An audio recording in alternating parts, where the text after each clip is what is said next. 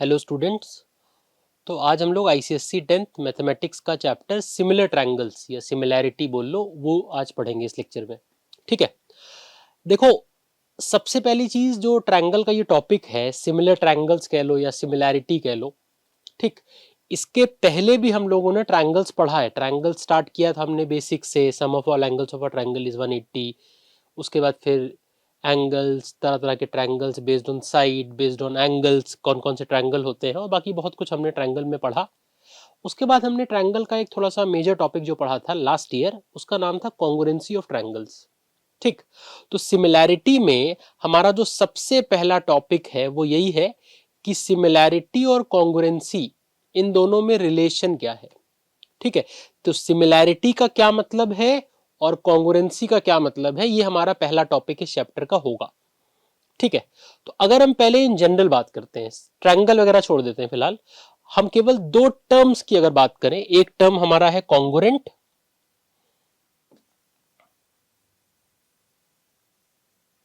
ठीक, और दूसरा टर्म है हमारा सिमिलर।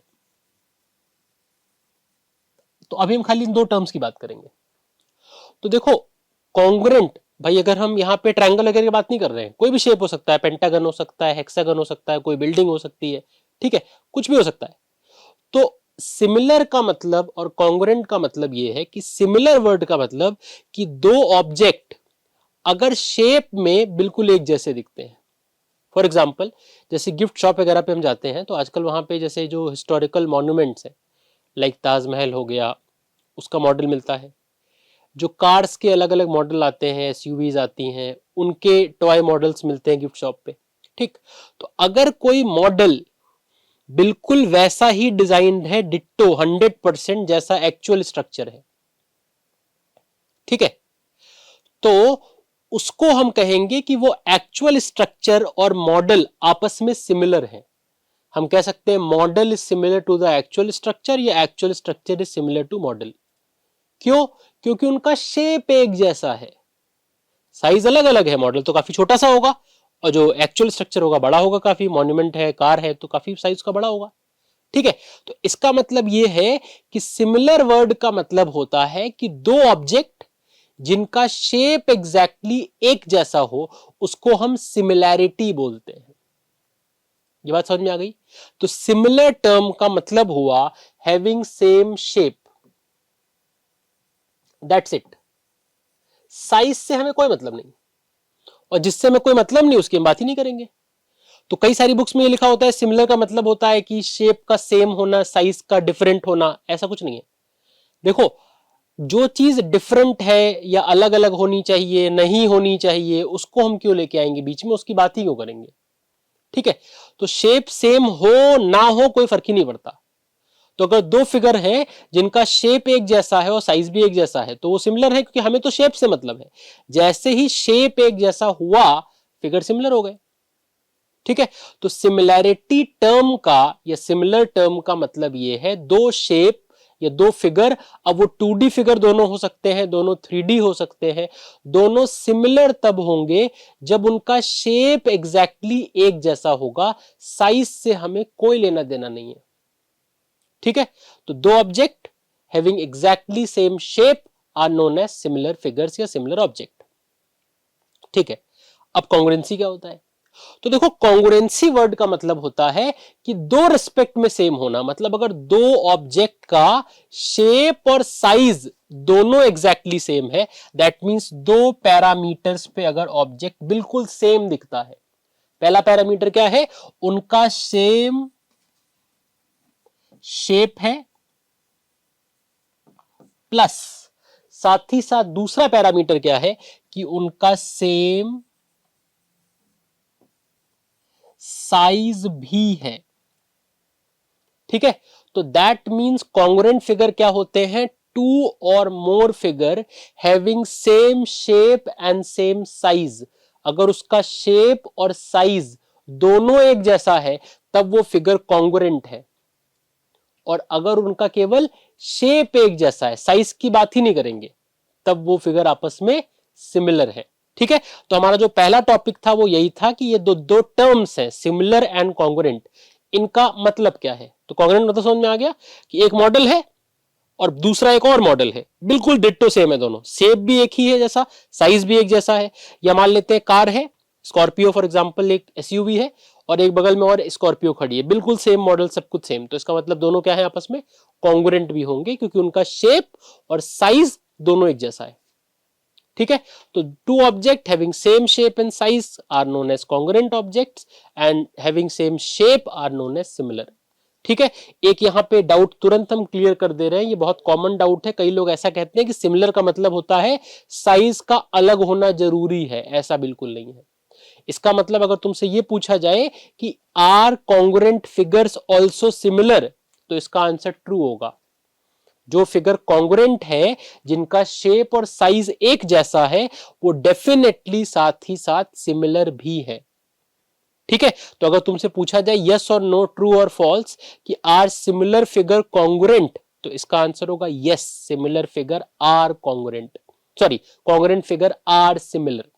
ठीक है, तो अगर दो फिगर कॉन्ग्रुएंट है तो कॉन्ग्रुएंट का मतलब क्या हुआ, शेप साइज दोनों सेम जैसा है, एक ही जैसा है, और सिमिलर में खाली शेप एक जैसा होना चाहिए, तो दैट मींस अगर कॉन्ग्रुएंट है तो सिमिलर तो अपने आप हो जाएगा। क्लियर, बात समझ में आ गई? ओके, अब आते हैं पर्टिकुलर इन ट्रायंगल के रिस्पेक्ट में अगर बात करें, हमारा जो टॉपिक है उसका नाम है सिमिलैरिटी ऑफ ट्रायंगल्स।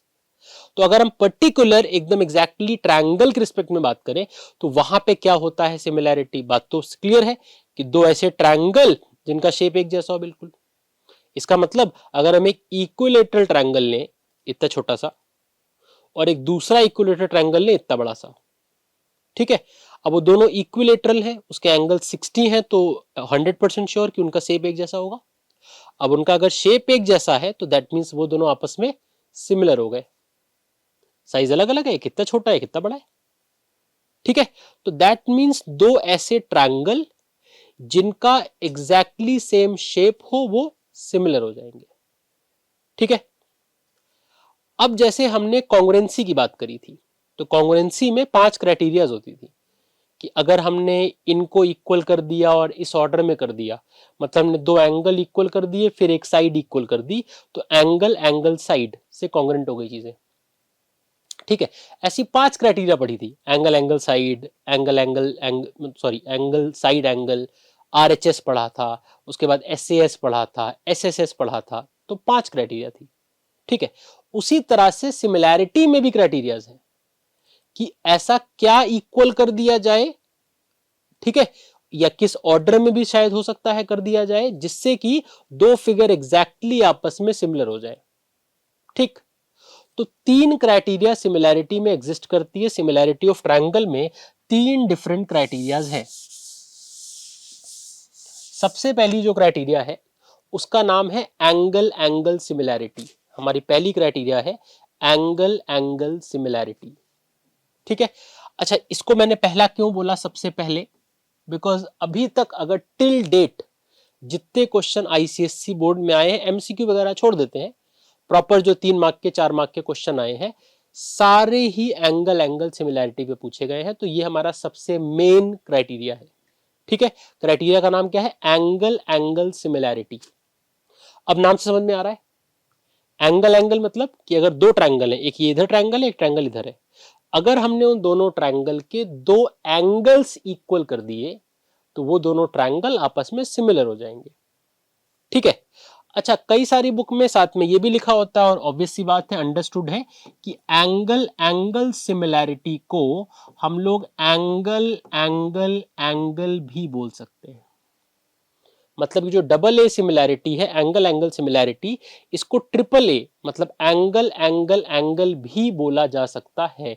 ऐसा क्यों, कई सारे इनफैक्ट पुरानी बुक में ट्रिपल ए ही लिखा होता है। देखो होता क्या, सीधी सी बात है, दो ट्रायंगल है मान लेते हैं, हमने कहा एक ट्रायंगल का एक एंगल 60 है, दूसरे का भी एक एंगल 60 है, फिर एक का एक एंगल 80 है और दूसरे का भी दूसरा वाला एंगल 80 है, तो ये बताओ अगर एक 60 है और एक 80 है तो एंगल सम प्रॉपर्टी से तीसरा निकलकर 40 ही आएगा दोनों ही ट्रायंगल में। तो इनफैक्ट इसका मतलब ये हुआ कि अगर दो ट्रायंगल के हमने दो एंगल इक्वल कर दिए तो तीसरा ऑटोमेटिकली इक्वल होगा। मतलब पॉसिबल ही नहीं है ऐसे दो ट्रायंगल बनाना या ड्रॉ करना जिसमें कि दो एंगल तो मैच कर जाए लेकिन तीसरा मिसमैच हो जाए, तीसरा अलग आ जाए। ठीक, तो इसका मतलब सीधा सा है कि अगर दो ट्रायंगल है उसके दो एंगल सेम है, दो एंगल की न्यूमेरिकल वैल्यू सेम है, तो 100% कि उसका तीसरा एंगल भी सेम होगा, मैच करेगा। तो इसलिए वो एंगल एंगल एंगल में तीन एंगल प्रूव करने के बजाय हम किसी दो एंगल को प्रूव करके ट्रायंगल को सिमिलर लेकर आगे प्रोसीड कर सकते हैं। ठीक है, तो नाम से सिमिलैरिटी के टाइप से समझ में आ गया होगा। एंगल एंगल सिमिलैरिटी मतलब दो ट्रायंगल होगा, एक ये वाला एक ये वाला, हमें इन दोनों ट्रायंगल में से दो दो एंगल इक्वल करने पड़ेंगे। ठीक है, पहली क्राइटेरिया।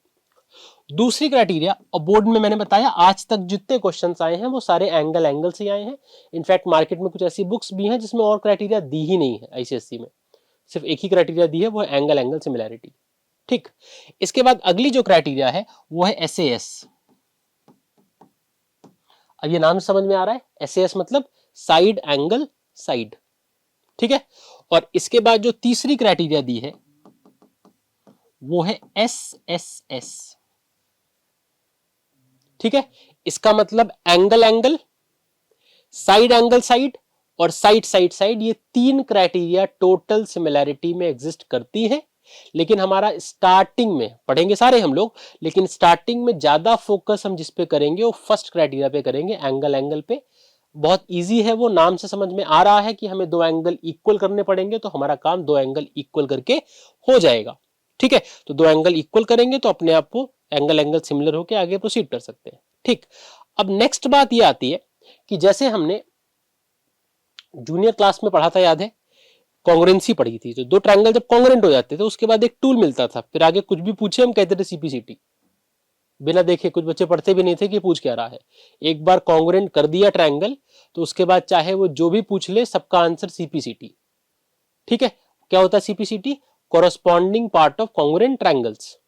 इसका मतलब कॉन्ग्रेंसी होने के बाद हमें उसका कुछ फायदा मिलता था कि दो ट्रायंगल हमने कॉन्ग्रेंट कर दिए तो चलो अब इससे ये हो जाएगा, इससे ऐसा हो जाएगा, इससे एंगल्स इक्वल हो जाएंगे, एरिया इक्वल हो जाएगा, साइड इक्वल हो जाएंगे, होता था। तो ऐसे ही अगर हमने दो ट्रायंगल को सिमिलर कर दिया तो क्वेश्चन ये उठता है कि उनका शेप एक जैसा था तो हमने उनको मैथमेटिकली सिमिलर प्रूव कर दिया। अब बात ये आती है कि मैथमेटिकली दो ट्रायंगल को सिमिलर प्रूव कर देने का मतलब क्या है, उसका फायदा क्या है, दो ट्रायंगल को मैथमेटिकली सिमिलर प्रूव कर देने का क्या मतलब है, उसका क्या एडवांटेज होगा, दैट मींस उसके आफ्टर रिजल्ट्स क्या होंगे। हमने सिमिलर तो कर दिया, अब सिमिलर करने के बाद वहां से क्या क्या रिजल्ट निकल कर आगे आएगा, नेक्स्ट हमें ये देखना है। क्लियर? तो अभी हम बात करते हैं, मान लेते हैं मैंने दो ट्रायंगल लिए, फिलहाल हम ट्रायंगल ड्रॉ नहीं कर रहे, हम खाली सिमिलैरिटी लिख रहे हैं कि हमने दो ट्रायंगल लिए, एक एबीसी और एक पीक्यूआर। ठीक है, तो हमने एक ट्रायंगल लिया, triangle ABC is similar to, अच्छा ये सिमिलर का साइन होता है, ये जो यहाँ पे बनाया मैंने ये सिमिलैरिटी का साइन है। कॉन्ग्रेंसी भी कुछ कुछ ऐसा ही था, ऐसे बना के नीचे एक इक्वल टू बना देते थे तो कॉन्ग्रेंट हो जाता था। ठीक है, तो ये सिमिलैरिटी का साइन है, तो triangle ABC is similar to triangle PQR. मान लेते हैं हमने सिमिलर कर लिया, कैसे करेंगे क्या करेंगे उस पर अभी आएंगे, वो अभी क्वेश्चन बहुत सारे उस पर करेंगे। ठीक है, बट नेक्स्ट बात ये आती है कि एक बार हमने सिमिलर कर दिया तो सिमिलर करने के बाद रिजल्ट्स क्या क्या निकल कर आएंगे, मतलब सिमिलैरिटी के बाद में उसके आफ्टर इफेक्ट्स, उसके आफ्टर रिजल्ट्स क्या आएंगे। ठीक है, तो सबसे पहले अगर हम कॉन्ग्रेंसी से रिलेट करें तो एक बार ट्रायंगल कॉन्ग्रेंट हो जाते थे तो हम उसके तीन चीजों के बारे में बात करते थे। पहली चीज कि उनका एंगल कैसा होगा, क्या इक्वल होगा कि नहीं होगा, साइड्स कैसी होंगी करस्पॉन्डिंग, और लास्ट में बात करते थे उनका एरिया कैसे रिलेटेड होगा या कनेक्टेड होगा। ये बात करते थे कि एंगल कैसा होगा, साइड कैसी होगी और एरिया कैसा होगा, ये करते थे। ठीक है, तो सेम वे अगर हम सिमिलैरिटी में बात करें, अच्छा वहां क्या था, सीपीसीटी सब इक्वल हो गया, वहां कोई दिमाग वाग नहीं लगाना, एरिया भी बराबर, एंगल बराबर, साइड बराबर, सब कुछ बराबर, मतलब सारी प्रॉब्लम का वहां एक ही सोल्यूशन था, सीपीसीटी। ठीक, लेकिन सिमिलैरिटी में थोड़ा सा अलग अलग चीजें हैं। ठीक, सबसे पहले स्टार्ट करते हैं एंगल से। तो जैसे सिमिलैरिटी, अच्छा तुम्हें कॉन्ग्रेंसी पढ़ा है तो तुम्हें पता होगा कि ये किस ऑर्डर में लिखा है, बड़ा इंपॉर्टेंट है। एबीसी लिखा है तो अलग मतलब है, बीएसी लिखा है तो अलग मतलब है, सीबीए लिखा है तो अलग मतलब है। कब? जब यहां पे बीच में सिमिलैरिटी का साइन है अगर। ठीक है, क्योंकि यहां पे सारा खेल करस्पॉन्डेंस का है कि कौन किसके करस्पॉन्डिंग है। करस्पॉन्डिंग का क्या मतलब होता है, उसी जगह पर आने वाला, तो जो उसी जगह पर आ रहा है वो करस्पॉन्डिंग है। ठीक है, तो यहां पर ऑर्डर इंपॉर्टेंट है, ये चीज ध्यान रखना, और ये इसी में नहीं है, ये कॉन्ग्रुएंसी में भी इंपॉर्टेंट था और बहुत इंपॉर्टेंट था। ठीक है, तो मान लेते हैं कि हमने सिमिलैरिटी जब प्रूफ कर दी, उसके बाद हमने ये ऑर्डर लिखा और ये ऑर्डर करेक्ट है, तो अब इसका आफ्टर इफेक्ट, इसके रिजल्ट्स क्या आएंगे ये देखते हैं।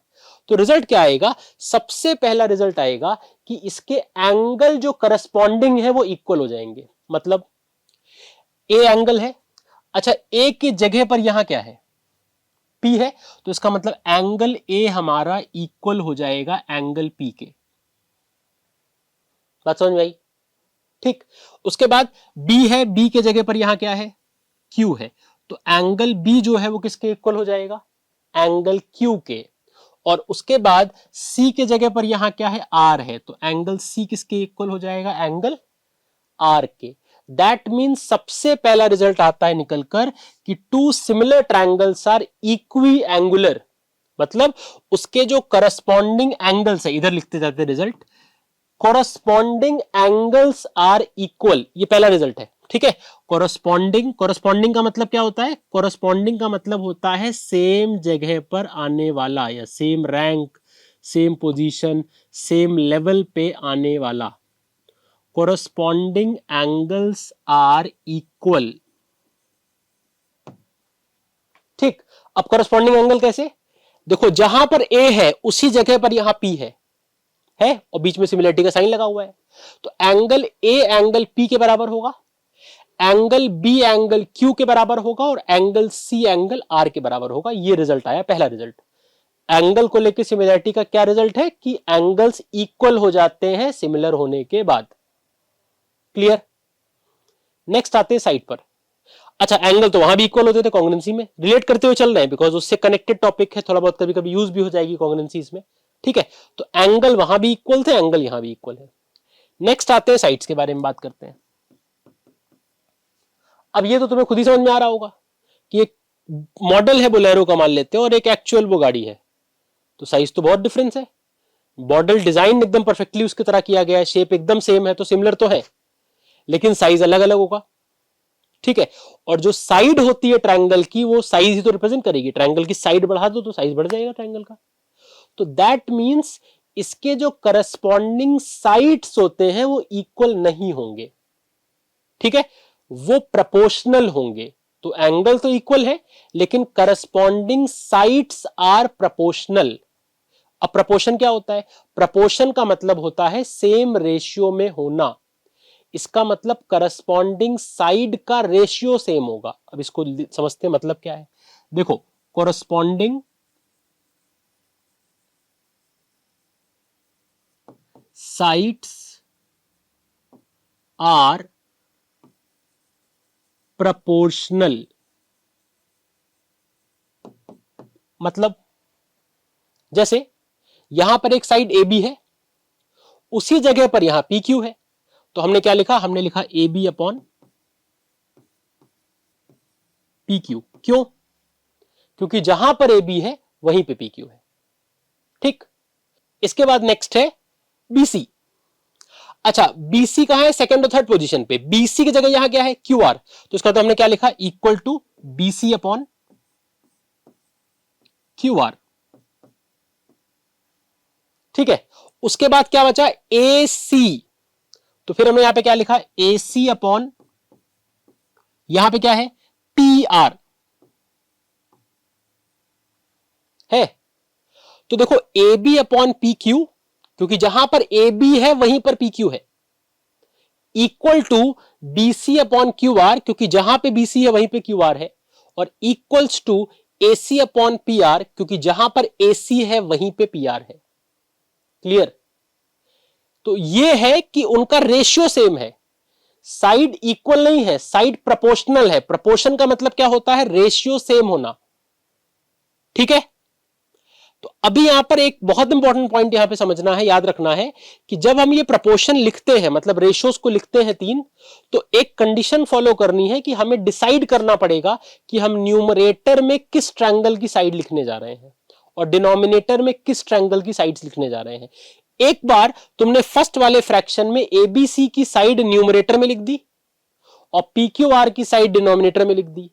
अब चेंज नहीं कर सकते, अब एबीसी की सारी साइड न्यूमरेटर में लिखी जाएगी और जो पीक्यूआर है उसकी सारी साइड डिनोमिनेटर में लिखी जाएगी। मतलब numerator belong to one triangle and denominator belong to the other triangle. तो ये चीज याद रखना कि न्यूमरेटर एक ट्रायंगल को बिलोंग करता है और जो डिनोमिनेटर है वो दूसरे ट्रायंगल को बिलोंग करता है। ठीक है, ये ऐसा नहीं कर सकते कि यहां A B upon P Q लिखा और फिर यहां Q R upon B C लिख दिया। शुरू में उल्टा कर लो, शुरू में तुम पी क्यू को ऊपर लिख दो तो लिख दो P Q upon A B, तो ये सारे उल्टे हो जाएंगे उसके अकॉर्डिंगली। एक बार डिसाइड कर लो, फिर एक ट्रायंगल की सारी साइड ऊपर और सेकंड ट्रायंगल की सारी साइड नीचे। ठीक है, थर्ड चीज, दो चीज की बात कर ली, एंगल की बात कर ली, साइड की बात कर ली। नेक्स्ट आता है, जैसे मैंने कॉन्ग्रुएंसी में बोला था, एरिया। तो अगर एरिया की बात करें, तीसरा पॉइंट, कि ये दो ट्रायंगल का जो एरिया का रेशियो होगा, मतलब area of triangle ABC upon area of triangle PQR. ठीक है, तो ये जो एरिया का रेशियो होगा ये किसी भी करस्पॉन्डिंग साइड के रेशियो के स्क्वायर के बराबर होता है। ठीक है, मतलब area of triangle ABC upon area of triangle PQR जो होगा ये किसी भी दो करस्पॉन्डिंग साइड के रेशियो के स्क्वायर के बराबर होता है। इसका मतलब है कि equals to A B upon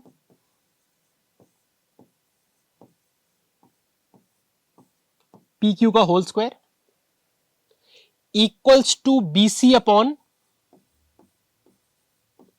Q R का whole square equals to A C upon P are का होल स्क्वायर भी हम लिख सकते हैं। इसका मतलब एक बार अगर हमने दो ट्रायंगल्स को कॉन्ग्रुएंट कर लिया, सॉरी सिमिलर कर लिया, तो सिमिलर करने के बाद उनका जो एरिया होगा, एरिया का जो रेशियो होगा वो करस्पॉन्डिंग साइड के रेशियो के स्क्वायर के बराबर होगा। तो ये करस्पॉन्डिंग साइड से तीन, तो इसमें से तुम अगर इसका स्क्वायर कर दो, इसका स्क्वायर कर दो, इसका स्क्वायर कर दो, तो वो जो होगा वो एरिया का रेशियो दे देगा। जैसे अगर साइड का रेशियो 2:3 है तो एरिया का रेशियो कैसे आएगा, उसका स्क्वायर करके, मतलब 4:9। ठीक है, ये बात समझ में आ गई। तो तीनों चीज की बात कर ली, एंगल बराबर होते हैं, साइड्स बराबर नहीं होती, उनका रेशियो सेम होता है, मतलब प्रोपोर्शनल होती है करस्पॉन्डिंग साइड्स। और एरिया की बात करें कि दो ट्रायंगल अगर हमने सिमिलर कर लिए तो उनके जो एरिया का रेशियो होता है वो करस्पॉन्डिंग साइड के रेशियो के स्क्वायर के बराबर होता है। तो जब इस थ्योरम को यूज करेंगे तो लिखेंगे यहां पर, क्या लिखेंगे कि the ratio of areas of two similar triangles is equal to the ratio of square of their corresponding sides. Clear, तो इसका मतलब यहां पर स्क्वायर के बराबर होगा। एक और बात कि साइड के अलावा भी और चीजें होती है ट्रायंगल में, जैसे मीडियन होता है, ऑल्टीट्यूड होता है, ट्रायंगल का पेरीमीटर होता है। तो ये याद रखना कि सबका रेशियो आपस में बराबर होगा, साइड के इतना ही होगा। मतलब अगर मान लेते हैं यहां साइड का रेशियो 2:5 है, for example A B upon P Q का रेशियो 2/5 है, तो यही रेशियो ऑल्टीट्यूड का भी होगा, यही रेशियो मीडियंस का भी होगा, यही रेशियो पेरीमीटर का भी होगा। बिकॉज ये ऑल्टीट्यूड, मीडियन, पेरीमीटर ये सब लेंथ है, तो सबका रेशियो आपस में बराबर होगा। ठीक है, एरिया की जब बात आएगी तो एरिया का जो रेशियो होगा वो करस्पॉन्डिंग साइड के रेशियो के स्क्वायर के बराबर होगा। क्लियर, अगर बाय चांस 3D स्ट्रक्चर है और उसके वॉल्यूम की बात आ जाती है तो वॉल्यूम का जो रेशियो होगा वो करस्पॉन्डिंग साइड के रेशियो के क्यूब के बराबर होगा। अगर आ जाता है, ट्रायंगल में तो फिलहाल 2D है तो यहां वॉल्यूम की बात नहीं करते। ठीक है, तो ये चीज याद रखना कि एक बार जो साइड का रेशियो आ गया वही रेशियो ऑल्टीट्यूड का होगा, वही रेशियो मीडियन का होगा, वही रेशियो पेरीमीटर का होगा। क्योंकि ये सब लेंथ है ना, पेरीमीटर भी तुम सेंटीमीटर या मीटर में मेजर करते हो, ऑल्टीट्यूड भी मीटर या सेंटीमीटर में मेजर करते हो, सब कुछ लेंथ है। तो एक बार हमने एरिया निकाल लिया, रेशियो निकाल लिया साइड का, मतलब तो वही रेशियो हर जगह होगा, एग्जिस्ट करेगा। ठीक है, बट ये ध्यान रखना कि ये सारे रिजल्ट कब लगेंगे, एक बार हम दो ट्रायंगल को सिमिलर कर लेंगे बाय यूजिंग जो भी 3 क्राइटेरिया हमने पढ़ी उसमें से किसी से भी एक यूज करके हम सिमिलर कर लेंगे, और सिमिलर करने के बाद ये 3 रिजल्ट निकल कर आएंगे, एंगल के बारे में, साइड के बारे में और लास्ट में एरिया के बारे में। क्लियर है, तो अभी इस लेक्चर में फिलहाल इतना ही। नेक्स्ट वाले लेक्चर में हम लोग फिर इस पे बेस्ड क्वेश्चंस करेंगे कि कैसे कैसे क्वेश्चंस आते हैं, जो क्राइटेरिया है। एंगल शुरू करेंगे, बिकॉज एंगल क्वेश्चन थोड़े ज़्यादा हैं, और ज़्यादा क्या मतलब ऑलमोस्ट बोर्ड में हर बार वही आया, एमसीक्यू वगैरह का आया होगा और बाकी क्राइटेरिया का नहीं तो हमेशा यही आता है। तो इसके क्वेश्चंस करेंगे और फिर आगे की हम लोग क्राइटेरिया देखेंगे। Thank you.